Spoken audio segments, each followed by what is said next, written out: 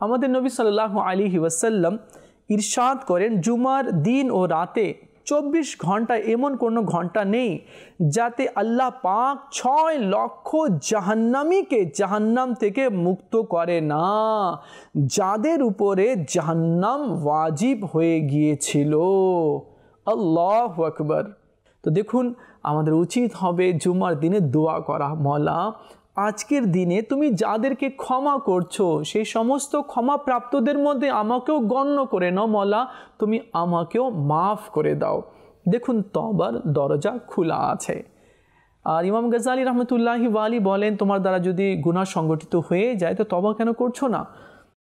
আল্লাহ তাআলা তো তওবার দরজা খোলা রেখেছেন। নবী করিম সাল্লাল্লাহু আলাইহি ওয়াসাল্লাম ইরশাদ করেন, যে ব্যক্তি জুমার দিন বা জুমার রাতে অর্থাৎ বৃহস্পতিবার ও শুক্রবারের মধ্যবর্তী রাতে মৃত্যুবরণ করবে তাকে কবরের আযাব থেকে বাঁচিয়ে নেওয়া হবে এবং কিয়ামতের দিন এমনভাবে আসবে যে তার উপর শহীদদের মোহর লাগা থাকবে। সুবহানাল্লাহ, সুবহানাল্লাহ। আল্লাহ তাআলা আমাদের সবাইকে ঈমানের সাথে মদিনার গলিতে মাহবুব সাল্লাল্লাহু আলাইহি ওয়াসাল্লামের জলওয়াতে শাহাদাতের মওত আল্লাহ তাআলা দান করুক। জান্নাতুল বাকিতে 2 গজ জমিন এবং জান্নাতুল ফিরদৌসে তার হাবিব সাল্লাল্লাহু আলাইহি ওয়াসাল্লামের আল্লাহ তাআলা আমাদেরকে প্রতিবেশী নসিব করুক।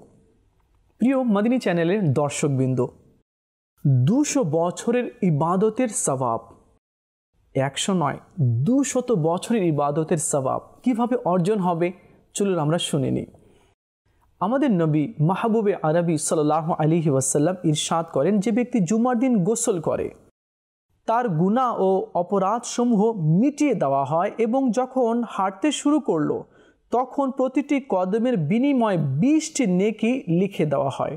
অপর একটি রিওয়ায়াতের মধ্যে রয়েছে, আল্লাহ নবী সাল্লাল্লাহু আলাইহি ওয়াসাল্লাম ইরশাদ করেছেন, প্রতিটি কদমের বিনিময়ে 20 বছরের আমল লিখে দেওয়া হয় এবং যখন নামাজ শেষ করে তখন সে 200 বছরের আমলের প্রতিদান পায়। সুবহানাল্লাহ, সুবহানাল্লাহ। জুমার দিনে গোসল করা আমার নবীর সুন্নত, জুমার দিনে আতর লাগা আমার নবীর সুন্নত, মিসওয়াক করা, সুরমা লাগানো আমার নবীর সুন্নত রয়েছে।